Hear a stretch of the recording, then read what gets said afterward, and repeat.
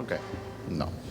Es un chiste pesado, pero como ustedes saben, en nuestra Constitución es mandatorio reírse de los chistes del pastor, a riesgo de excomulgación. Ok, vamos a ir a Dios en oración. Padre, te damos gracias, Señor, por este día. Te damos gracias, Señor, porque tú eres grande y misericordioso y porque tú haces las cosas con sabiduría y con bien. Y porque en el principio, Señor, tú creaste a un gran misterio que es la familia humana. Porque tú creaste, Señor, un reflejo de la Trinidad, un reflejo de quien tú eres, cuando hiciste al hombre y creaste para él una mujer. Hoy venimos tu pueblo a celebrar a las madres en una forma formal, valga la redundancia, Señor.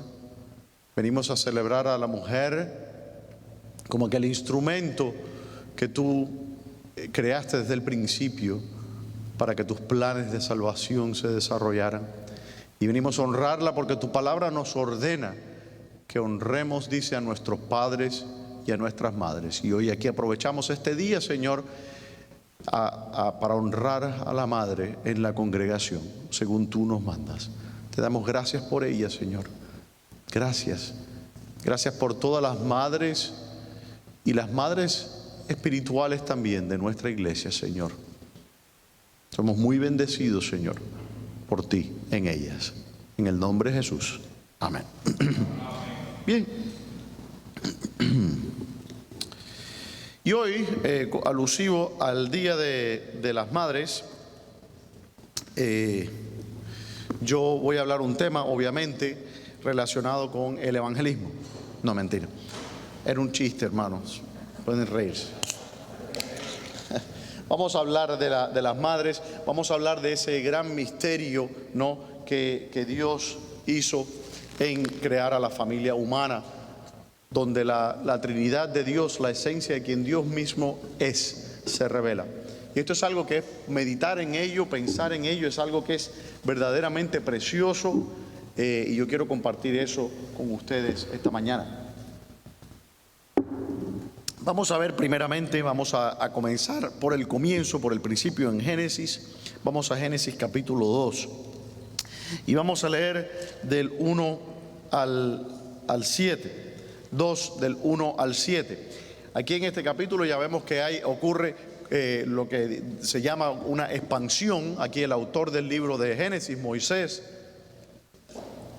expande en un detalle. En el capítulo 1, en el verso, 26, ya Dios nos plantea que Él había creado al hombre a su imagen y semejanza, que lo había hecho varón y hembra.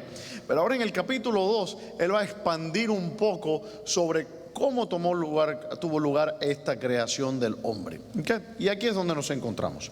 Dice: fueron pues acabados los cielos y la tierra y todo el ejército de ellos.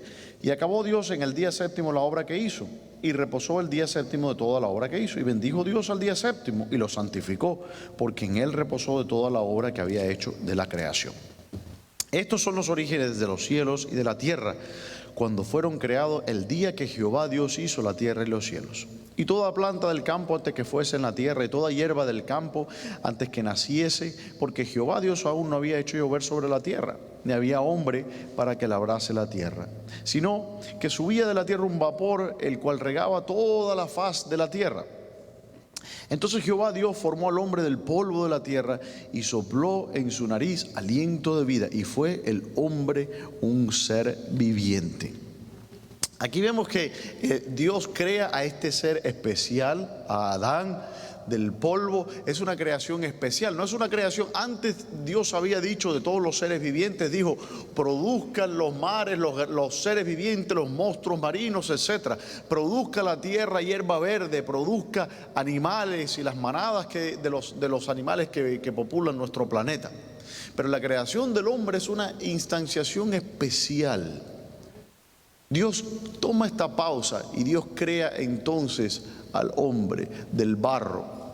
La palabra Adán, de hecho, y tiene una raíz en común con la palabra Edom, de donde vienen los edomitas, porque Edom significa rojo, y Adán significa hombre rojo, porque fue sacado del barro rojo.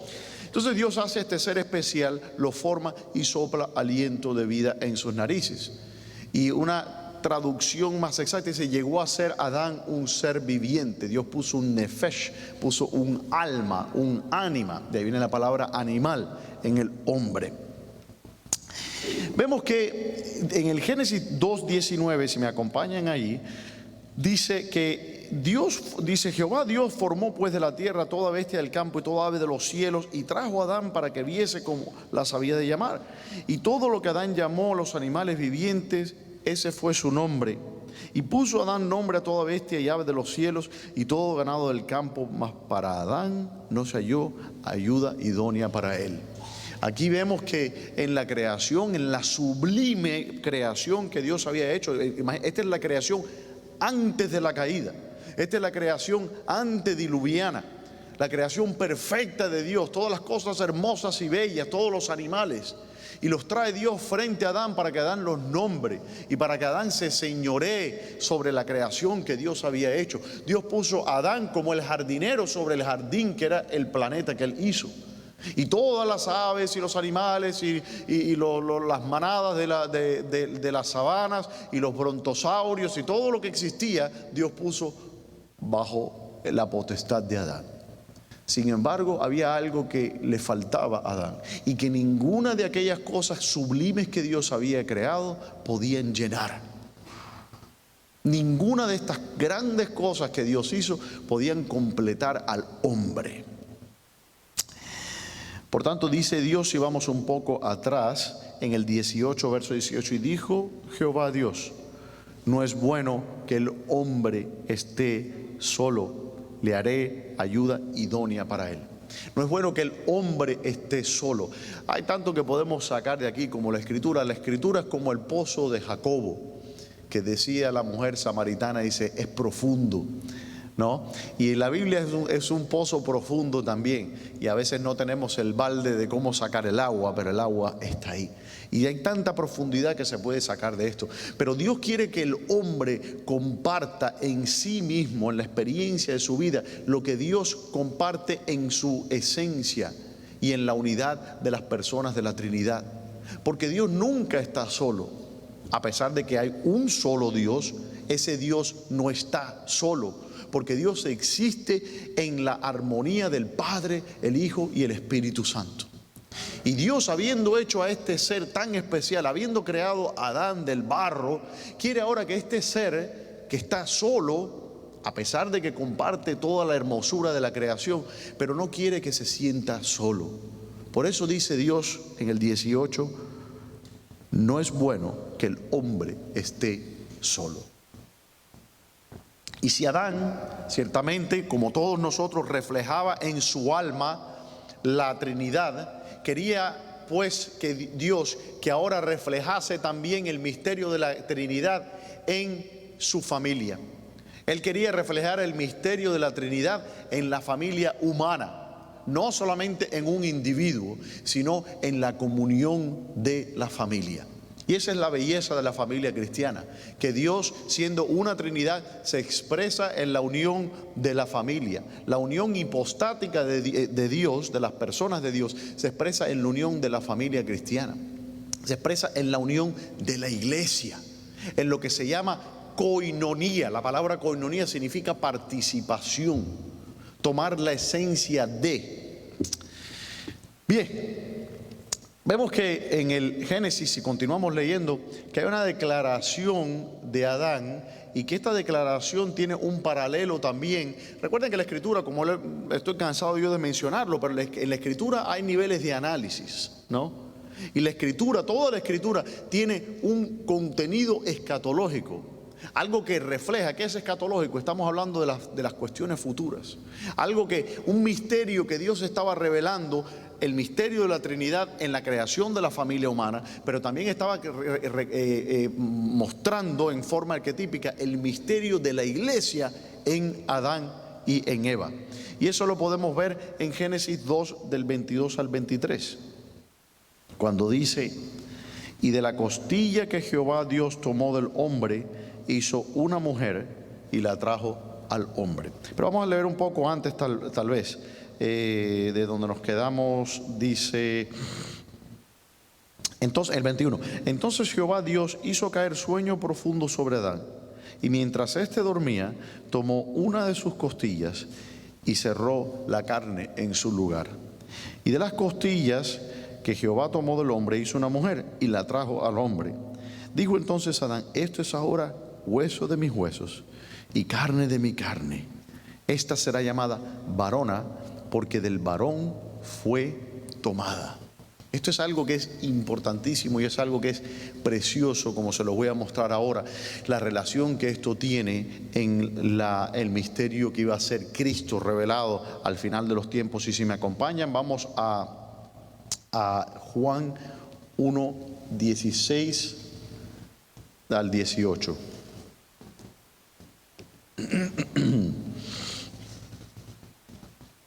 El libro de Juan,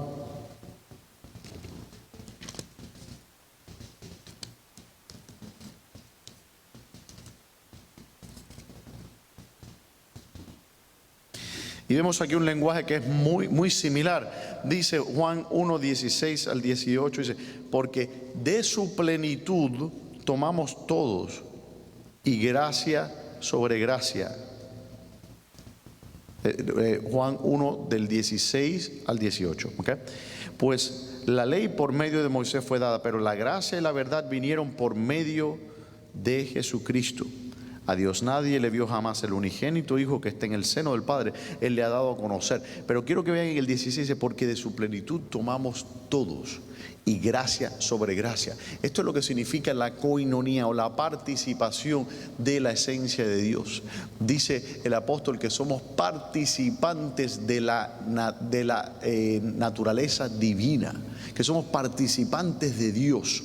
Y yo quiero que vea el paralelo, mantengan su dedo en Génesis, cuando dice que la expresión que hace Adán cuando dice, esto es ahora hueso de mi hueso y carne de mi carne, esta será llamada varona porque del varón fue tomada. Y aquí vemos ese paralelo hermoso, que de la misma manera que Eva fue tomada de Adán, la iglesia es tomada entonces de Cristo. Y la iglesia participa de la esencia de Cristo, participa de la naturaleza de Cristo, de la misma manera que Eva participaba de la esencia y naturaleza de Adán. Esto es algo que a mí me parece que es precioso, no sé si ustedes comparten lo mismo, pero como el Señor muestra, hay tantos niveles de análisis dentro de las historias de la Biblia. Y vemos que desde el principio que Dios crea al hombre y a la mujer, ya el plan de la creación había sido puesto en marcha. La caída de Adán no sorprendió a Dios. Ya vemos que en esta expresión de Adán, una expresión profética, escatológica, vemos aquel misterio de la iglesia que iba a ser revelado. Dice que así como Eva es tomada del costado de Adán y fue por tanto de su misma esencia y naturaleza, la iglesia nace del costado del Cristo, del cual fluye agua y sangre. Vamos a Juan 19, 34. Juan 19, 34.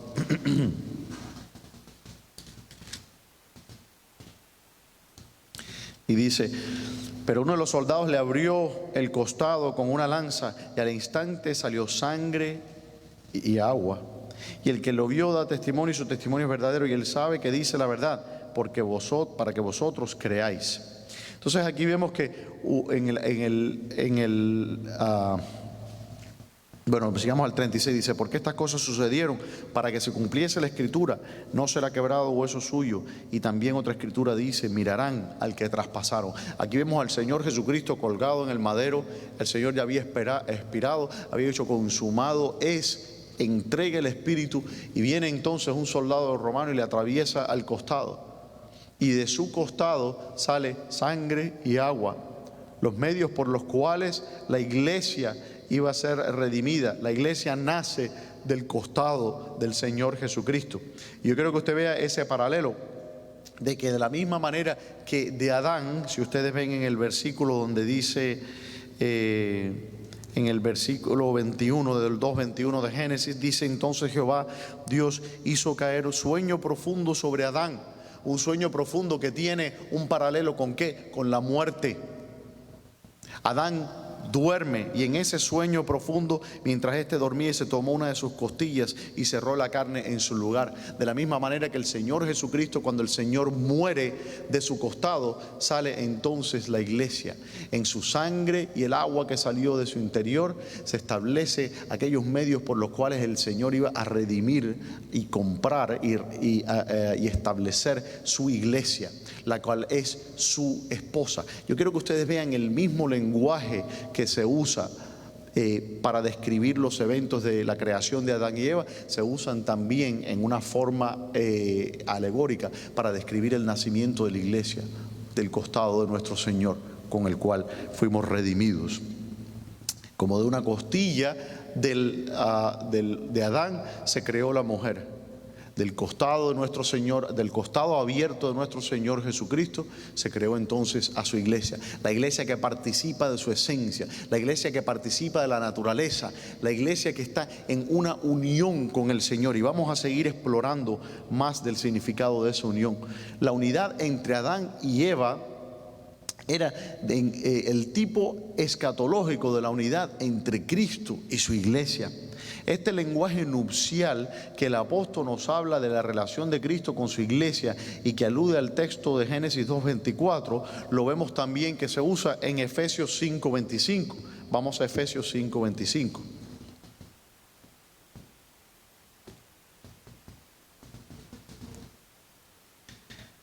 Dice: maridos, amad a vuestras mujeres, así como Cristo amó a la iglesia y se entregó a sí mismo por ella, para santificarla, habiéndola purificado por el lavamiento del agua por la palabra, a fin de presentársela a sí mismo una iglesia gloriosa, que no tuviese mancha, ni arruga, ni cosa semejante, sino que fuese santa y sin mancha.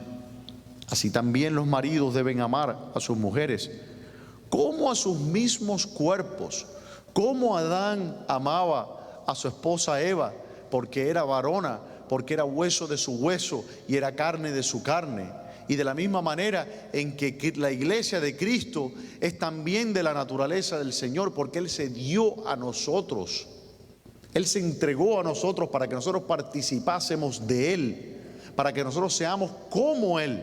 Él rescató nuestras almas y al final, en el día posterior, en la resurrección, nosotros vamos a tener un cuerpo semejante al cuerpo glorificado de nuestro Señor Jesucristo. Dice que Él fue las primicias de la resurrección, de aquella nueva creación que Dios estableció.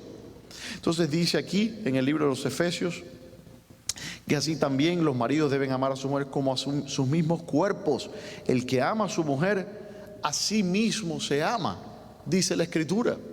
Y eso viene desde aquel reconocimiento ontológico de Adán, donde dice que su esposa Eva era carne de su carne. Ella no es otra cosa que yo, porque salió de mí. Y asimismo Cristo, nosotros no somos otra cosa que el cuerpo del Señor. El Señor Jesucristo llama a la iglesia, ¿qué cosa? Su cuerpo. Y aquí vemos aquella figura adánica reflejada en el misterio de la relación de Cristo con su iglesia. Entonces dice también en el 29, porque nadie aborreció jamás a su propia carne, sino que la sustenta y la cuida, como también Cristo a la iglesia, porque somos miembros de su cuerpo, de su carne y de sus huesos. Aquí está hablando Pablo, obviamente está aludiendo a aquella declaración ontológica de Adán, donde dijo que Eva era su cuerpo y sus huesos. Aquí nos está diciendo ahora que la iglesia es cuerpo y hueso del Señor Jesucristo. Y además de eso tiene también el significado agregado o añadido de cómo debe el hombre tratar a su esposa en el vínculo matrimonial, cómo debe el varón tratar a la esposa. Y dentro de la iglesia cristiana es necesario, es imperioso que el hombre trate a su esposa como a sí mismo. No que la trate mal. No, esto es algo interesante. A mí me gusta, yo le comparto esto a mi esposa, porque si uno lee, dice el consejo que da el apóstol Pablo para las mujeres, básicamente dice: esposa, y se respeten a vuestros maridos, ¿no? Es lo que más le cuesta a la mujer, yo creo. Dice: someteos unos a otros, en el 21, en el temor del Señor. Las casadas estén sujetas a sus propios maridos como al Señor. porque el marido es la cabeza de la mujer, así como Cristo es marido de la iglesia, la cual es su cuerpo y su Salvador. Así que como la iglesia está sujeta a Cristo, también las casadas lo estén a sus maridos en todo.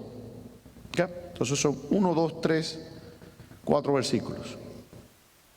El consejo a la mujer. El consejo al esposo consta de 1, 2, 3, 4, 5, 6, 7, 8, 9 versículos. Y le explica al hombre, porque el hombre se le va a juzgar con un estandarte muy alto. Cuando al hombre, al varón, al esposo se le juzgue, se le va a juzgar en su tratamiento hacia su esposa. A ver si el varón trató a su esposa como Cristo trató a su iglesia. Y eso debe hacernos pensar a nosotros varones. Hoy estamos celebrando el Día de las Madres y en una forma general también a la mujer en sí. ¿Cómo debe tratar el varón a la mujer? Muchas veces venimos de culturas donde predomina el machismo. Y a veces lamentablemente el machismo se infiltra también dentro de la iglesia. Y no estamos hablando que tenemos que movernos al otro extremo, que es el feminismo. Ningún ismo proviene del Señor. Dios creó un orden y una estructura y una familia humana. Y eso lo está atacando el diablo en nuestros tiempos. No hay nada que el diablo ataque más virulentemente que la familia humana, que quiere destruirla. La noción, por ejemplo, las ideologías de género y todo ese tipo de cosas que son ataques demoníacos. ¿Qué piensa que intentan socavar?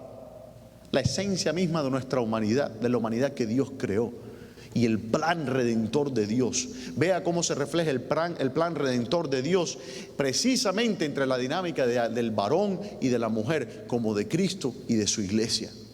Vean la belleza que encontramos en la Escritura, en la expresión de ese plan de salvación del Señor. Y eso es precisamente lo que encuentra el diablo abominable y apestoso. Él no soporta eso. No puede, por tanto trata de socavarlo. Pero aquí vemos que una de las formas en que el diablo trata de socavar esa enseñanza sublime y hermosa es la forma en que los esposos tratan a sus esposas. Todos los esposos cristianos, ¿cómo debemos de tratar a nuestras esposas? ¿Con qué amor?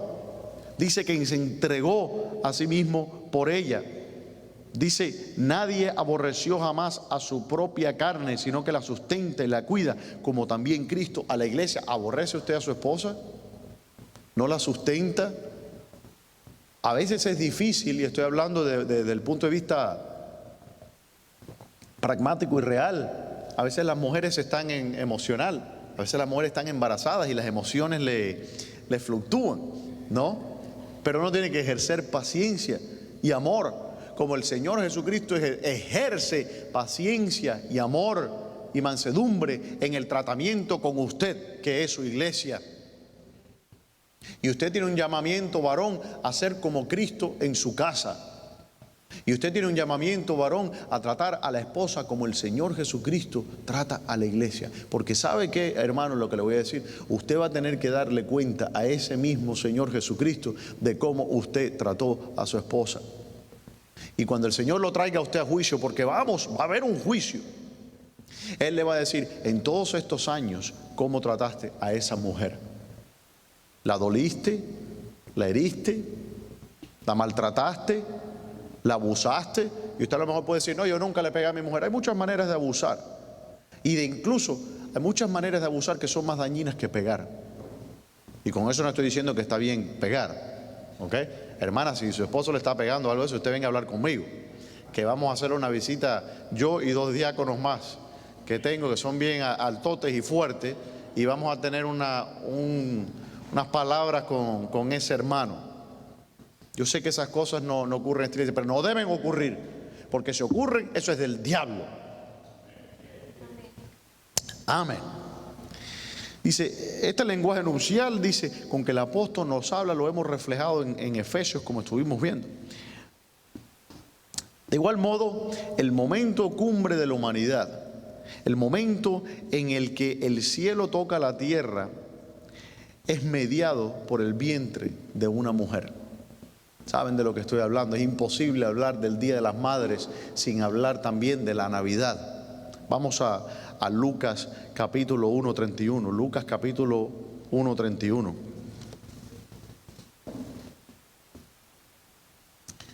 Y Y dice: y ahora concebirás en tu vientre y darás a luz un hijo y llamarás su nombre Jesús. Este será grande y será llamado Hijo del Altísimo, y el Señor Dios le dará el trono de David su padre, y reinará sobre la casa de Jacob para siempre, y su reino no tendrá fin. Amén. Entonces María dijo al ángel, imagínese cómo estaría María cuando el ángel le declara, primero se le aparece un ángel, y segundo le declara semejante cosa. Y dice esta muchacha, entonces María dijo al ángel, ¿cómo será esto? Pues no conozco varón. Era una muchacha virgen. Respondiendo el ángel le dijo, el Espíritu Santo vendrá sobre ti y el poder del Altísimo te cubrirá con su nombre, por lo cual también el santo ser que nacerá de ti será llamado Hijo de Dios. Es increíble. Esto es un misterio que, mire que yo he leído no sé cuántos tratados teológicos hablando sobre la encarnación de nuestro Señor. De hecho, ahora mismo me estoy repasando los comentarios de Aquino sobre las sentencias de Pedro Abelardo, tratando sobre el mismo tema, el tema de la encarnación. Y uno no deja de maravillarse, uno lee estas palabras y no las puede entender. Cuando cree que más o menos entiende la cosa, se profundiza más, se aleja más el horizonte. No podemos entender los misterios de Dios. Pero veamos cómo Dios, por medio de ¿qué? Del vientre de una mujer, redime a la humanidad. Usa el vientre de una mujer como se le había prometido a Eva, que por medio, dice, de su simiente iba a salir un ser que él iba a transar aquella redención de la humanidad, que iba a eliminar a la serpiente antigua, que iba a hacer guerra contra el dragón, y el dragón lo iba a herir, pero él le iba a aplastar la cabeza a Satanás. Es increíble. En Isaías 7:14, todos conocemos eso, todos estos son textos navideños, pero que dice: por tanto el Señor mismo os dará señales aquí, que la Virgen concebirá y dará a luz un hijo y llamará su nombre Emmanuel. Mire qué importancia la madre juega en el propósito y en los planes redentores del Señor. Por eso el diablo odia a las madres. Hoy día hay una cosa que déjeme tomar agua para no ofuscarme demasiado. Hoy día se les llama a las madres, esta gente de la ideología de género, ¿cómo es que le dice? Personas parientes de que parieron. No se le dice madre, se dice personas parientes o personas que pueden lactar, personas lactantes. Eso es el nombre, la nomenclatura que está usando el mundo para referirse a la mujer. No saben ni siquiera, de hecho hay un video muy famoso que dice qué es una mujer, ¿no? No pueden definir una mujer. Una de las juezas que se sienta hoy día, no sé si fue nominada finalmente, no he seguido eso, pero que se sienta que si no me equivoco en la Corte Suprema Americana, cuando le estaba preguntando, uno de los senadores de Missouri, le preguntó y le dijo, ¿qué es una mujer? Esto es una jueza de la Corte Suprema de los Estados Unidos. Una mujer que va a interpretar las leyes que nos rigen a todos nosotros. ¿Y sabe cuál fue la respuesta de esta señora? Dice, yo no sé, yo no soy bióloga. Ustedes se ríen, pero pueden buscar el video en YouTube. Esto es algo escalofriante. Cuando no queremos definir lo que es una mujer. La ideología de género lo que hace es que quiere eliminar a la mujer. Crea una imagen corrupta de una mujer. Una mujer transgénero, ¿no? O como lo quiera llamarlo, que en realidad no es una mujer, es un hombre. Es un hombre corrompido de su naturaleza. Como mismo dice en el libro de Judas, que los ángeles que no guardaron, dice, su morada, la dignidad de su morada, y se corrompieron a sí mismos sus naturalezas. Y eso lo está haciendo Satanás con la generación de los hombres. Él está propagando aquel cáncer que se había originado en el cielo cuando él fue lanzado abajo. Y el Satanás odia a la familia humana. Él odia a papá, él odia a mamá, él odia a los niños y a las criaturas. En los años 60, con la revolución sexual, fue uno de los eventos más devastadores en la historia de la humanidad, donde se facilitó el divorcio. Hoy día es más fácil divorciarse que, no sé, que comprar pan. Y las personas se casan y hacen un show de la boda, sin entender el significado y el peso sagrado que significa unirse en matrimonio con una mujer y decir: esta es ahora carne de mi carne y hueso de mi hueso. Y déjeme decirle, hermanos, es el pecado más gravoso en la iglesia. Las estadísticas de divorcio en la iglesia no son mucho mejores que las estadísticas de divorcio en el mundo. Y el juicio comienza por la casa de Dios. Pero el Señor redime, y tenemos que aferrarnos al Señor, y tenemos que confesar al Señor, y el Señor nos viene y nos limpia y nos abraza y nos perdona y nos restaura. Por eso es importante la confesión en la iglesia y entender también cuál es el plan del enemigo, que quiere destruir la institución sagrada de la familia. Fue la primera institución que Dios creó, hermano. Piense en sus hijos, en su esposa, la responsabilidad eterna que tiene el varón. Le estoy hablando hoy específicamente a los varones porque estamos hablando de las madres, y le estoy aconsejando a los varones cómo deben de tratar a las mujeres en su vida, cómo deben de tratar a sus hijas, que son futuras madres, que son algo especial. El apóstol Pablo llama a la mujer, le dice que la mujer es la gloria del hombre. Si usted quiere saber qué es lo más importante, usted es su esposa. Leímos en la introducción que dice que la esposa es más preciosa que todo lo que usted pueda tener, hermano. Ese es el tesoro más grande que usted tiene. Yo sé que lo regaña, yo sé que le hace la vida imposible, todo eso lo entendemos. Las hermanas me miran así como que, y dice: sí, claro, usted dice, pero usted no lo conoce, no tiene que vivir con él.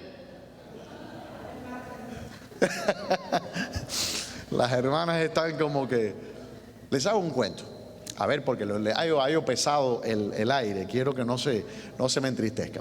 Había una hermana hace muchos años que cuando cantábamos ese himno que dice: danos un bello hogar, saben que no miento, los que son viejos aquí en la iglesia estaban cantando todos: danos un bello hogar, donde el padre sea fuerte y fiel, donde no haya sabor. Así, no les miento, le hacía así al esposo mientras cantan: donde no haya sabor a miel, donde en su hogar haya solo bien, danos un bello hogar. Y uno decía: uy, pobre hermano, voy a orar por él. Danos un bello hogar, no me toque. Pero bien, entonces vemos como el plan de Dios que se revela desde el principio, desde la creación, y vemos cómo ese plan se va desenvolviendo a través de la historia y lleva en la culminación en aquel misterio que nosotros no podemos entender, que es la salvación de la iglesia, que es aquel misterio que estaba oculto. Por eso yo quiero que usted entienda que cuando yo les digo que la escritura y la creación tiene un sentido poético, yo quiero que usted entienda eso. La vida en su familia, la vida en el interior de su hogar refleja varias cosas. Refleja quién Dios es, refleja el misterio de la salvación que es en Cristo.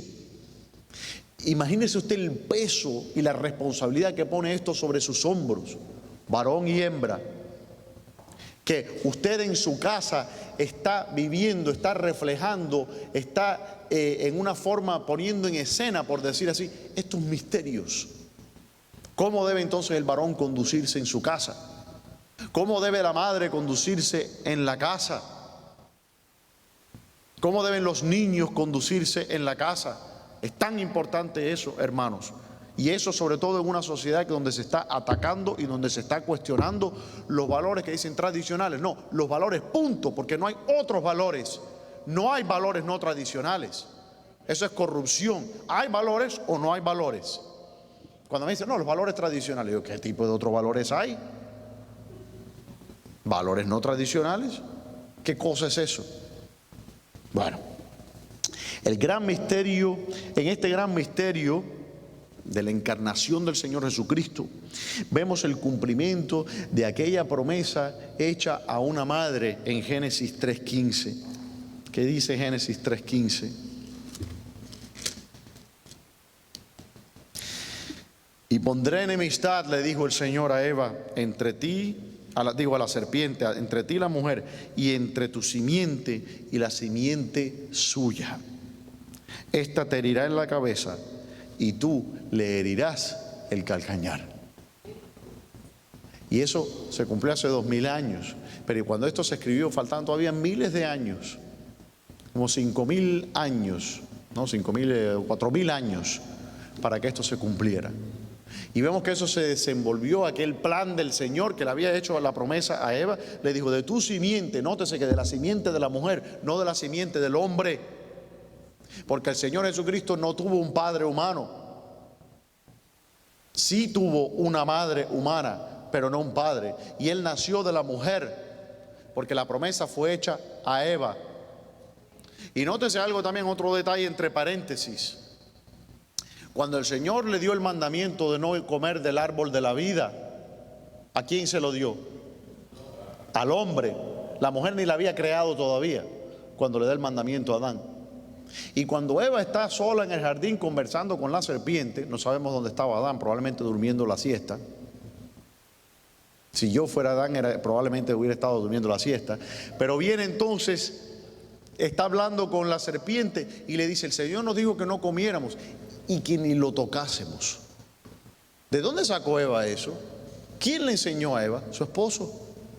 Fue Adán el que le comunica a Eva esta enseñanza. Y vemos aquella añadidura de ni siquiera lo toque. Yo estaba conversando con Cristina y le digo, ¿te imaginas, Cristina, lo que habría sido aquel diálogo entre Adán y Eva?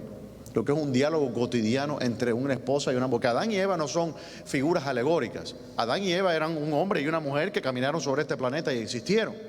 Y tenían una interacción normal como todo esposo y esposa. Y yo me imagino algo así. Me imagino que Adán le dijo, mira, el Señor nos dijo que no podíamos comer del árbol tal, así que ojo, no te me vayas por ahí, que te vayas después y comas el árbol.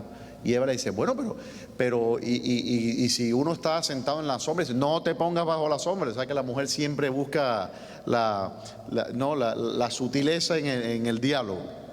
Y entonces dice, no te pongas en la sombra. Y dice, bueno, pero tocarlo no puede ser. Mira, no comas ni lo toques. Si ves el árbol, no lo toques. Me imagino que fue algo así. Por eso cuando Eva le está hablando a la serpiente, le dice, no podemos comerlo ni tocarlo.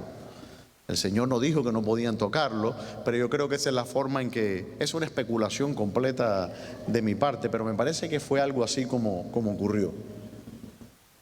No comas, ni lo toques. Bien, entonces veamos, dice, cuál es la culminación, o cuán importante función tienen las madres en el plan de Dios. Esto es algo que es importantísimo, el importante lugar que tiene, función que tienen las madres en el plan de Dios. En la familia humana la Trinidad es reflejada, como lo vimos en Génesis 2:24. Dice, por tanto dejará el hombre a su padre y a su madre y se unirá a su mujer y serán los dos una sola carne. Y ahí vemos esa unión de dos personas tan íntima que producen un nuevo ser. Aquí vemos un reflejo, por decir así, orgánico del misterio de la Trinidad. De ahí que el enemigo se empeñe en destruirla. Y es precisamente porque el diablo es recordado de Dios cuando ve a la familia humana intacta, cuando ve a un papá que no es perfecto, un papá que está siguiendo a Cristo, un papá que comete errores y que peca, pero que se está aferrando al bordón del manto de su Señor y sigue adelante en santidad. Y una madre que no es perfecta, una madre que comete errores, pero una madre que se tira de rodillas y se arrepiente y busca el consejo de la palabra del Señor y busca ser mejor madre y busca ser mejor esposa con todas sus imperfecciones. Y hijos que no son perfectos, pero hijos que los padres están criándolos en el temor del Señor, hijos que todos los domingos los padres dicen arriba a vestirse todo el mundo que vamos a la iglesia, pero no quiero ir, entonces vas a ir sin querer a la iglesia, pero vas. Y así, esa familia imperfecta, el diablo la odia, es abominable para Satanás. ¿Sabe por qué? Porque le recuerda al Altísimo, le recuerda a la Trinidad, porque esa familia imperfecta es una reflexión de la Santísima Trinidad. Esa familia imperfecta es un reflejo de Cristo, la relación de Cristo con su iglesia. Por tanto, el diablo quiere destruirla. Y de hecho, lo ha logrado en el mundo. La familia es una institución fracasada en el mundo. Y por tanto, todas las otras instituciones del mundo están fracasando. Porque si usted socava la fundación de un edificio, ¿qué va a ocurrir con el edificio? Colapsa. Ya estamos viendo las grietas, que son más que grietas. El mundo está apuntalando el edificio de la humanidad porque se le viene encima. Los trastornos mentales han incrementado exponencialmente. Cada vez tienen que producir más psicólogos para tratar el desastre que hay, buscando soluciones humanas a problemas de origen espiritual. Cada vez hay un incremento más grande en los niveles de suicidio. 36, si no me equivoco la estadística, la generación Z, Generation Z, que es la generación de ella, y de él, el que se rió también.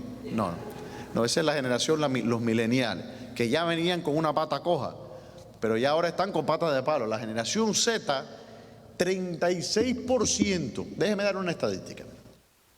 La generación mía, bueno, de hecho yo soy de la generación milenial porque comienza en el año 81, pero la generación X que vino antes de esa, las estadísticas dicen que aproximadamente el 1%, entre el 1 y el 2% de esa generación se identificaba con un género no binario, es decir, ni varón ni hembra, sino que se identificaban como algo.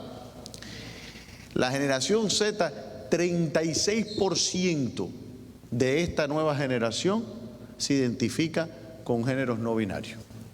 Ahí estamos viendo, obviamente hay contagio social y otros factores, otras dinámicas que están hablando, pero lo que estamos viendo es una degradación espiritual del hombre, de la humanidad. Los niños no tienen un sentido, no hay un enfoque, no hay un faro, está perdida la humanidad. Lo único que le da luz aún a los hombres es este enclave que usted tiene aquí, esta iglesia en Margate y las iglesias del Señor que están por todo el mundo. Es el único lugar donde usted puede entrar, salir de la oscuridad de ese mundo, entrar y todavía tener una visión y todavía entender que hay un orden para la humanidad, que hay esperanza y que Dios creó orden. Aquí tenemos un ingeniero entre nosotros. Una de las cuestiones básicas de la ingeniería es la cuestión de la entropía, del caos. Cómo crea un sistema eficiente, un sistema que produzca el trabajo que nosotros queremos lograr con el uso menor de energía, ¿no? Imagínense que usted venga y usted se crea que es ingeniero y empieza a hacer lo que usted le da, va a ser un desastre, no va a funcionar.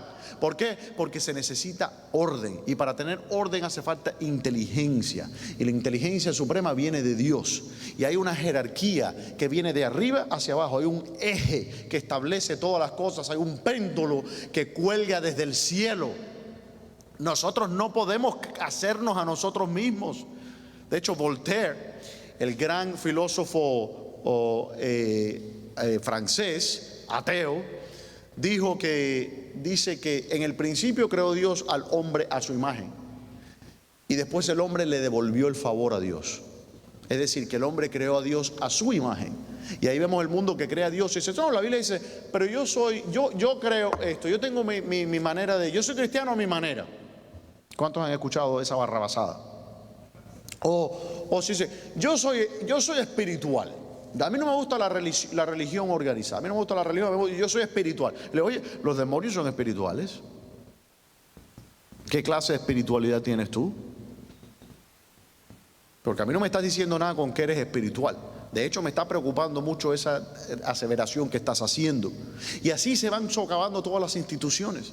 Y cuando nace un niño que no tiene guía, que no tiene norte, porque no hay papá, no hay mamá, o papá se identifica con mamá y papá se identifica con el gato, y entonces imagínese usted el daño psicológico que le hace eso a esa criatura. Y después esos niños van a tener hijos. ¿Y qué va a pasar entonces con esos hijos? Así, y la maldad va incrementando. Estamos en tiempos peligrosos, es decirlo levemente. Ojalá estuviésemos en tiempos peligrosos. Estamos ya llegando a la masa crítica, a los niveles críticos para una reacción en cadena. Sabemos que el Señor está cerca. Pero yo quiero, para finalizar, leer la loa que el Señor le hace a la madre, que lo leímos un poco en la introducción hoy. Y quiero que recordemos el resto del día, como dice, es un día especial que tomamos para honrar a la madre. Pero el honrar a la madre debe ser una práctica, como han dicho bien todos, una práctica que debe ser diaria. Precisamente por eso dice el esposo: amad a vuestras esposas como Cristo amó a la iglesia y se entregó por ella. Yo he tratado simplemente en una forma tal vez torpe de mostrarles a ustedes un poco de los misterios que se esconden detrás de la familia humana, los misterios que se esconden detrás de la madre, del gran privilegio de ser madre, del gran privilegio de estar unido con una esposa, del gran privilegio de tener una familia y el infinito privilegio de ser miembros de la familia de Dios, que es la iglesia. Entonces yo quiero, para terminar, vamos a Proverbios capítulo 31. Proverbios capítulo 31.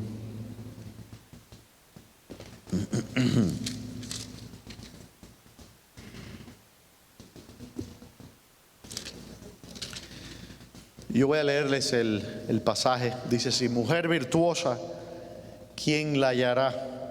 Y quiero recordarles, estas son las palabras que dice nuestro Señor en referencia a la mujer virtuosa. Y a los que no tienen mujer todavía, a los solteros, a los muchachos solteros en nuestra congregación, los estoy mirando, pero que están buscando, ¿ok? Esto es lo que ustedes deben de buscar. Aquí está el prototipo, ¿ok? Aquí está el plan. Si usted busca algo fuera de esto, va a vivir una vida de miseria y se va a arrepentir eternamente de haberse casado con quien usted se case.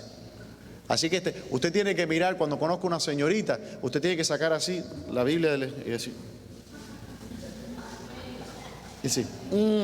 no, mucho gusto, pero usted se ha equivocado conmigo, señorita, y se va, ¿no? O si usted mira así de repente y dice, oye, esto está bueno, y dice, papá, mira, ¿qué tú crees? Conocí a esta muchacha y está todos los versículos, Entonces se sienta y habla con el viejo que te va a orientar, tú sabes, porque papá tiene experiencia también, y papá ha estado en la fragua, en la batalla del matrimonio, ¿no? Amén, porque papá lleva ya cuántos años en guerra con mamá, que diga, en armonía con mamá. Papá entiende a las mujeres y él te va a aconsejar. Y otra cosa, ¿estás orándole al Señor? ¿Estás orando a una mujer de Proverbios 31 para tu vida? Yo lo hice por muchos años. Y pasaron y hubo oportunidades de muchachas que no, algunos versículos sí entraban, pero otros como que no me cuadraban, ¿no? Y está orando usted de verdad, hermanitos, están ayunando. Los miro, pero no me miran. Los miro, están todos. Están orando, están los padres orando por una mujer para su hijo, por una madre, para la madre de sus nietos. Ok. Mujer virtuosa, ¿quién la hallará? Porque es difícil encontrarla. Porque su estima sobrepasa largamente la de las piedras preciosas. El corazón de su marido está en ella confiado y no carecerá de ganancias. Le da ella bien y no mal. todos los días de su vida. Busca lana y lino y con su voluntad trabaja con sus manos. Una mujer trabajadora, una mujer emprendedora, hacendosa, no una mujer haragana. Una mujer que el corazón de su marido se está confiado porque sabe lo que tiene en su casa.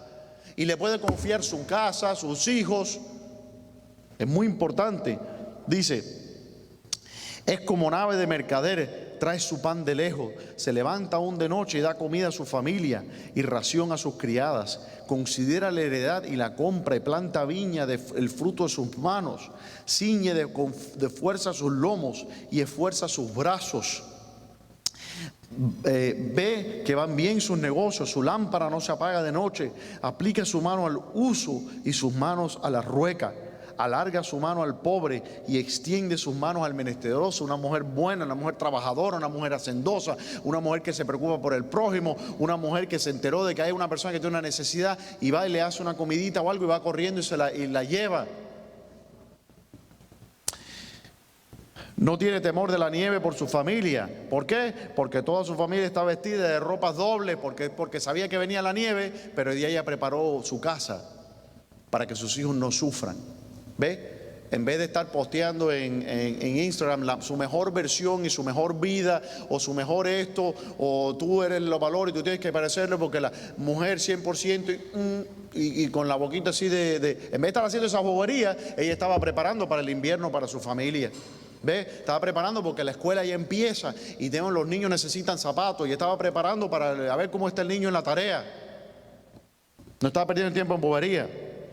Dice, ella se hace, dice, tapices de lino fino y púrpura su vestido. Su marido es conocido en las puertas cuando se sienta con los ancianos de la tierra. Ella es honra de su marido, lo respetan a su marido por la mujer que tiene. Dice, fulana de tal, es la esposa, mira qué bien, que tú sabes. No que digan, esa es la mujer de fulano. Pobre fulano, vamos a hacer ayuno y oración por fulano. No. Dice, hace telas y vende y da cintas al mercader. Fuerza y honor son su vestidura y se ríe de lo porvenir. Abre su boca con sabiduría y la ley de clemencia está en su lengua. Y eso es cosa que es verdad. La mujer es sabia. La mujer es sabia en las cosas del Señor, entiende y tiene clemencia. ¿Quién es siempre la que trata de apaciguar la ira de papá y de rescatar a los niños? Es mamá. Los niños corren a mamá, ¿verdad? Cuando no a papá, van a mamá. ¿Por qué? Porque mamá es la que tiene la palabra suave, dócil, la clemencia. Considera los caminos de su casa y no come pan de balde. Se levantan sus hijos y la llaman bienaventurada, bendita, y su marido también la alaba. Muchas mujeres hicieron el bien, mas tú sobrepasas a todas. Engañosa es la gracia y vana la hermosura. Es decir, que la belleza física, el atractivo es engañoso. ¿Por qué? Porque pasa, hermano. Y va a llegar un momento que usted va a mirar a esa esposa preciosa que usted se casó hace no sé cuántos años, la mira al lado y dice, ¿qué pasó? Y ella lo va a mirar a usted y va a decir, qué lindo está. Yo me acuerdo que una vez estaba, y aquí les comento, estoy sentado con Cristina, estábamos viendo televisión, y ella me estaba mirando y me dice, ¿no te gustaría usar un poquito de crema para los ojos? Y le dije, ¿por qué tú me estás diciendo eso? Porque me ves viejo, le dije. Ya me empezó a ver viejo. Entonces dice, la mujer dice, engañosa es la gracia y vana la hermosura. La mujer que teme a Jehová, esta será alabada. No la mujer que tenga los más likes en Instagram o en TikTok. No, esa no va a ser alabada. ¿Qué dice? La mujer que teme a Jehová. Qué gusto da encontrarse con una muchacha que es bonita físicamente, pero es bonita por dentro más todavía, espiritualmente, que conoce la palabra de Dios, que está contenta en la iglesia. Óyeme, si tú no puedes reconocer que eso es un tesoro, entonces tú eres el hombre más necio del planeta Tierra. No sabes qué es lo que quieres es la destrucción y dolor de cabeza para tu vida. Dice, dadle del fruto de sus manos y alábenla en las puertas. ¿Qué dice? Sus hechos. Vamos a terminar ahí. Padre Celestial, te damos gracias por este día, te damos gracias por tu palabra expuesta. Y te damos gracias por las madres, Señor, y las mujeres de nuestra iglesia. Ellas son baluarte, son un adorno a nuestra congregación, Señor. Y te damos gracias por ellas. Bendícelas, bendice a la familia en la iglesia, protégelos. Tú